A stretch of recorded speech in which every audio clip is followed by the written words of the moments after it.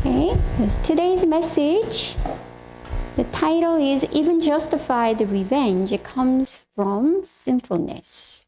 Okay, Matthew chapter 5, verses 38 to 41. Okay, let us read those verses all together. Okay, 1, 2, go. You have heard that it was said, eye for eye and tooth for tooth. But I tell you, do not resist an evil person. If anyone slaps you on the right cheek, turn to them the other cheek also. And if anyone wants to sue you and take your shirt, hand over your coat as well. If anyone forces you to go 1 mile, go with them 2 miles. Give to the one who asks you, and do not turn away from the one who wants to borrow from you. Okay. Okay, last week we've learned about making oath. Okay. The Jew in the Old Testament, according to the Old Testament, they thought it's okay to make oaths, unless you are using God's name. But Jesus said, don't make any oath. Okay, that was last week's passage. And then what we learned from that, so from that passage we learned that we have the sinful nature that we want to be God. We do not want to admit our limitation, and then we want to know like God knows. We want to control everything like God does. But last week's passage told us that's all sinfulness. We just say yes to yes, no to no. Other than that, over that, it's from our sinfulness. We have the desire to be like God. Okay, and then today we're learning about revenge. And then in verse 38, Jesus is teaching that, eye for eye and tooth for tooth. It is called the retribution principle. Okay. If you hurt other people's eye, then your eye should be hurt. Okay. That's that principle. Actually, this principle appears in the Old Testament in Exodus chapter 21, Leviticus chapter 24. Okay.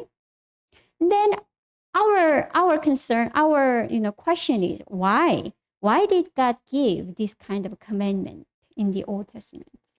Why God ordered this kind of thing, eye for eye and tooth for tooth? Because when people got hurt, they want to revenge the other person who made that hurt to them, right? And when it happens, usually the victim feels like his injury is bigger than what actually happened. So here, those verses in Old Testament, Exodus 21, Leviticus 24, it prevents the excessive retaliation against the offender. Okay? So eye for eye, and then tooth for tooth means you should not take revenge, excessive revenge. That's the whole point.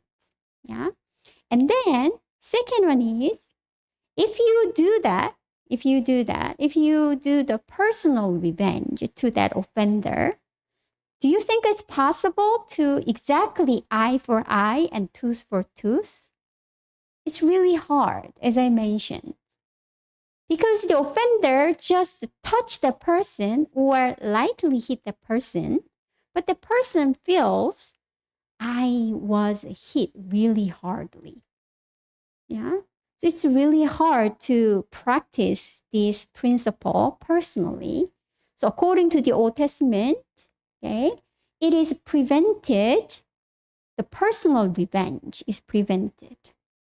Okay, So we can summarize these Old Testament principles into 2 points. Number 1, forbids excessive retaliation. Yeah, it should be equation, okay, equal punishment to the person. And then second principle is it prohibits personal revenge. Okay, you have to entrust your case to the judicial authorities instead taking your own personal revenge. Okay, that's the principles we can take from these Old Testament teachings. But look at that. Today, Jesus is saying that in verse 38, you have heard this principle, eye for eye and tooth for tooth. But I tell you, from verse 39, Jesus is teaching totally different teachings here. Okay? And then we are learning all those true meanings of the Old Testament commandments, right? Yeah. While several weeks, we are learning all those Jesus' teachings on the Old Testament commandments. And then, as I mentioned, Jesus is pointing out what is the true intention, what is the true meaning of the commandments. And then now, at this point, I want to highlight that all those Jesus is teaching in Matthew chapter 5 about the commandments, those teachings can be applied to only the people who are belonging to the kingdom of God. Those true meanings of the commandment can be applied to the people who belong to that kingdom. Do you remember that? We learned in the beginning of the chapter 5, we learned 8 Beatitudes. Those were the basic principles of the kingdom. Yeah? So the following true meanings of the commandments are closely related to that basic principles, the 8 Beatitudes. Because those true meanings of the commandments, Jesus' teachings about the Old Testament commandments can be applied for those who are belonging to the kingdom of God. We are the people of the kingdom, so those true meanings, those true intentions of the commandment should be applied to our lives. Okay, we have to keep that in mind.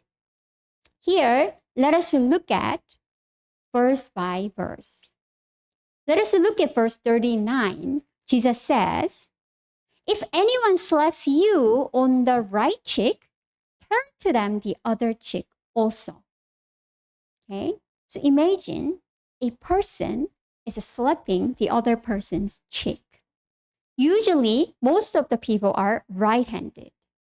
So when a person slapped the other person, the victim's cheek, which was hit, should be the left cheek.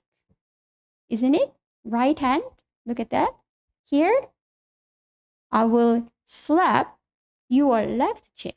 But here in this passage, it says, if anyone slaps you on the right cheek, yeah, right cheek. So right-handed person hit you, and then that area should be the right cheek. Then how can it be happening? This person can be backhanded slapping like this. Yeah, maybe it could be left-handed, but we are thinking about the usual case. Or the right-handed person, but he hit with the left hand. Yeah, so it could be really hurtful, but it's not the most hurting thing, right? But look at the next sentence. Jesus said, turn to them the other cheek, which is your left cheek to that person. So the right-handed person can slap you on your left cheek with all his strength. Yeah. Enduring that pain and that, shame, okay, when you got slapped by this person, enduring it, I think it's enough. I feel like it. But Jesus said, you have to turn to that person your left cheek so that the person can hit you as much as he can or as much as he wants. Okay? It's really hard to understand. Let us move on to the next verse. How about the verse 40? Okay? We hope that there is something we can understand, but I think it seems really hard to understand. How about let us look at verse 40. It says, if anyone wants to sue you and take your shirt, here, shirt is the tunic, the inner clothes. Okay? Hand over your coat as well. What is the reasonable reaction if anybody, sues you to take your inner clothes? Then you have to do counter-sue, isn't it? You have to counter-sue that person to prevent that happening, isn't it? But here Jesus said, you have to hand over your coat as well. Here, this coat is a outward, the coat, inner coat, inner tunic, and then you are wearing the coat outside. But in this Palestine area, in the land of Canaan, even during the summertime, okay, those areas during the nighttime and early in the morning, it's so chilly, it's so cold. So the Jews, they were using their coat as their blanket. Yeah. So even though a poor person, he had lots of debts, so his coat was taken as a collateral, but that coat should be returned to the person by sunset. It's a law. Why? Without that coat, that poor person will die during the nighttime. It's so cold. So according to the Jewish tradition and the law, even the evil person, they do not have any legal right to ask for other person's coat. But here, Jesus said, if anyone wants to sue you to take your tunic, inner clothing, you hand over your coat as well. Yeah? Keeping your coat is a complete, legal right for you. But here, Jesus says, you have to give it up as well. Do you think it's easier to understand? I think it's not. 39 was so hard to understand, and 40 is harder for me, I think. How about 41? If anyone forces you to go 1 mile, go with them 2 miles. Okay? So at that time, Jesus' time, Rome was ruling over that Palestine, the land of Canaan. And then sometimes the Roman soldiers, they ordered the civilians for labor. Sometimes all those Jews, they had to move or, carry the weapons for several miles for those soldiers. But at the time, those orders had some limitations. It has some certain miles to go. So here, the passage says 1 mile was asked by those soldiers. But Jesus says, if you are asked to go 1 mile, you have to go double miles. Those soldiers are ruling over this land of Canaan. They are the Gentiles. The Jews are, it's not fair for the Jews. They were ruled by all those Gentile soldiers. And then they are asking them to do those labors. And then Jesus is saying that you have to go double for their asking. And then look at the last verse, 42. Give to the one who asks you, and do not turn away from the one who wants to borrow from you. I think it's really hard, isn't it?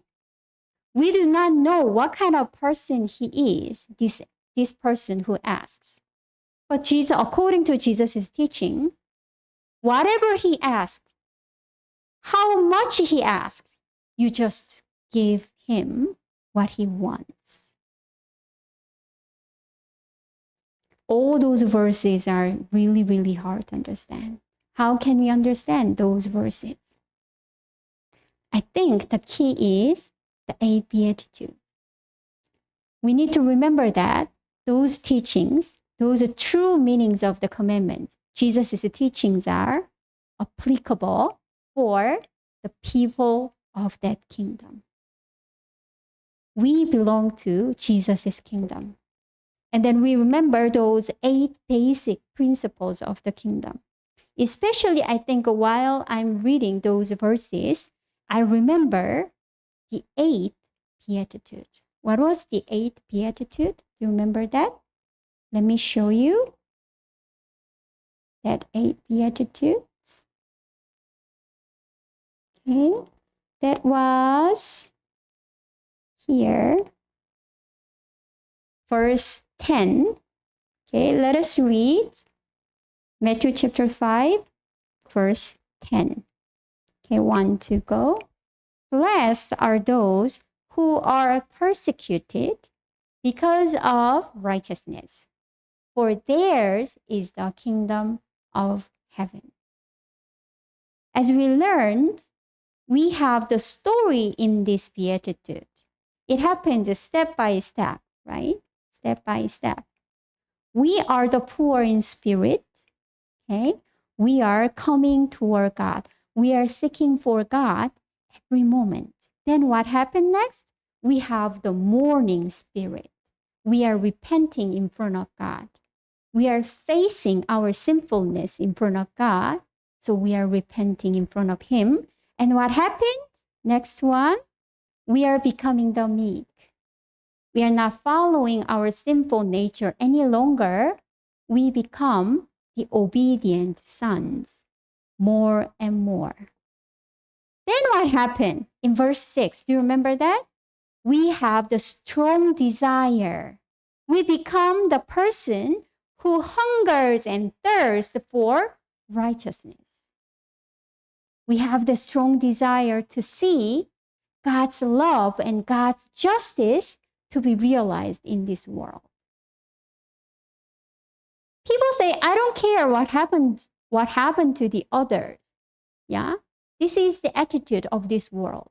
But those people who belong to the kingdom, they have the strong desire to see God's love and justice to be realized to their neighbors' lives. That strong desire. And then look at that. Look at that.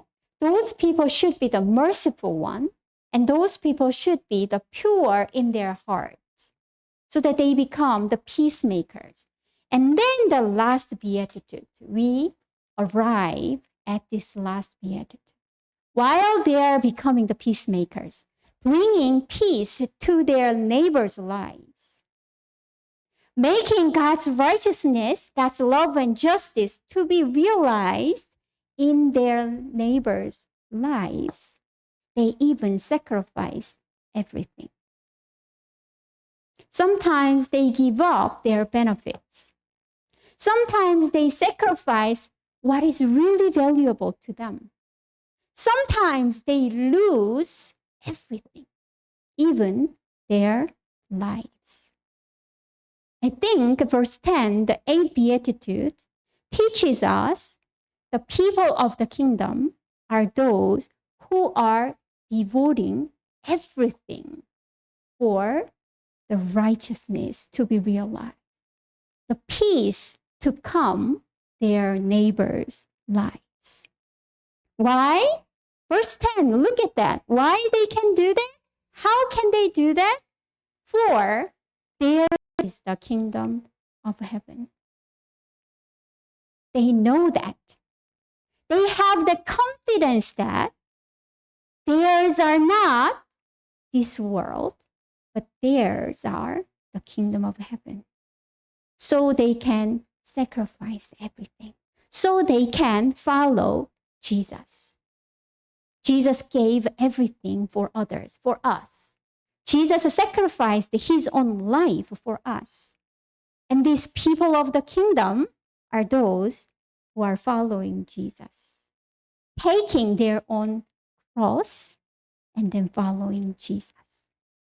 So let us come back to our passage today. Here, in the eyes of this world, it's just unreasonable. It just doesn't make any sense. It's not acceptable.